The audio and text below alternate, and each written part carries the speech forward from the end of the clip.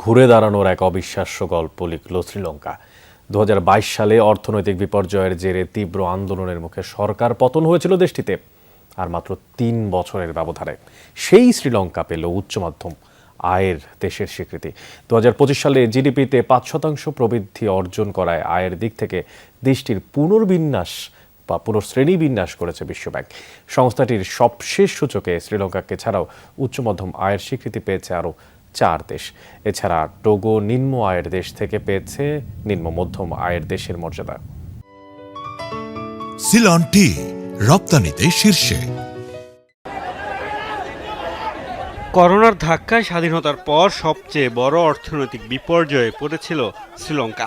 2022 সালে সেই সংকটের জেরে শুরু হয় তীব্র আন্দোলন। ফলাফল রাজাপাকসে পরিবারের শাসনের পতন। অর্থনৈতিক ও রাজনৈতিক অস্থিরতা সামলে স্থিতিশীল হতে খুব বেশি সময় নেয়নি শ্রীলঙ্কা।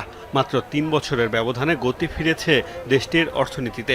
সরকারের সুনির্দিষ্ট পরিকল্পনায় 2025 সালে তাদের মোট জিডিপি 5% প্রবৃদ্ধি অর্জন করেছে। ফলে দেশটিকে উচ্চ মধ্যম আয়ের দেশ হিসেবে স্বীকৃতি দিয়েছে বিশ্বব্যাংক। বিশ্বব্যাংকের সবশেষ প্রতিবেদনে শ্রীলঙ্কার এই অভাবনীয় উত্থানকে পুনরুদ্ধারের গল্প আখ্যা দেওয়া হয়েছে।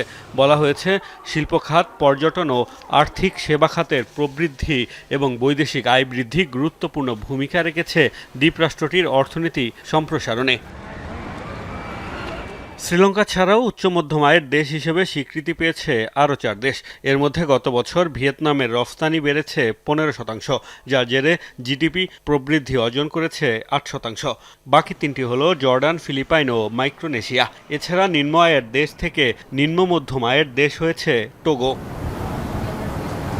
মূলত মাথাপিছু মোট জাতীয় আয়ের উপর ভিত্তি করে 4টি শ্রেণীতে বিভিন্ন দেশকে ভাগ করে বিশ্বব্যাংক। এবারের তালিকায় অন্তর্ভুক্ত করা হয়েছে 218টি দেশ ও অর্থনীতিকে। এ তালিকায় বাংলাদেশকে নিম্ন মধ্যম আয়ের দেশ হিসেবে শ্রেণীভুক্ত করা হয়েছে। বিশ্বব্যাংক জানিয়েছে, আগামী বছরের জুন পর্যন্ত বৈশ্বিক মানদণ্ড হিসেবে এই শ্রেণীবিন্যাস ব্যবহৃত হবে। মোস্তফা মাহমুদ, যমুনা নিউজ।